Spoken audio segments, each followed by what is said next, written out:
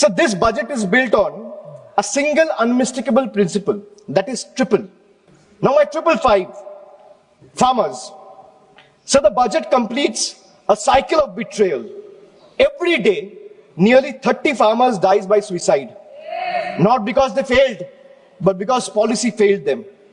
5 years after the historic farmers movement, which saw 700 lives lost, the union government has still refused to legalize MSP.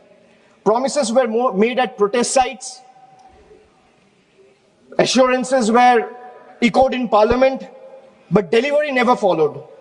And now, adding salt to the injury, the government has now announced a trade deal with the United States that will open Indian markets to heavily subsidized American farm produce.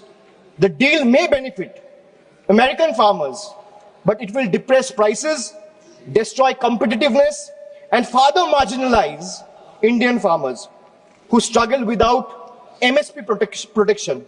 So this is not a trade policy. This is an abandonment of our Annadata. Sir, I have a tweet right in front of me, which I want to show or place before you.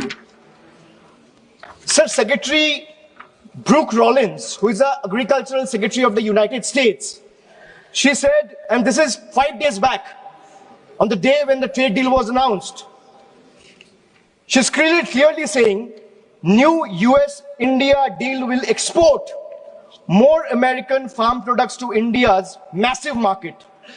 In 2024, America's agricultural trade deficit with India was 1.3 billion.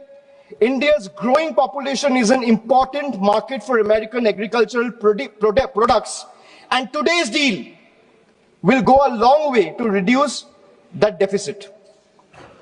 So this is not my tweet. She clearly says, thank you, President of the United States, for once again delivering for our American farmers.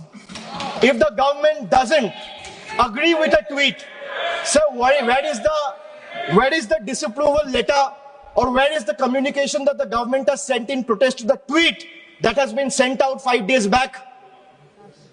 Sir, America का agriculture secretary कह रहा है, इस deal से America का किसानों का फायदा है, इसीलिए हम अमेरिका का सभापति का धन्यवाद करता है. And the Indian government or the union has not written a line in protest of what the agriculture secretary has tweeted. So now I come to youth.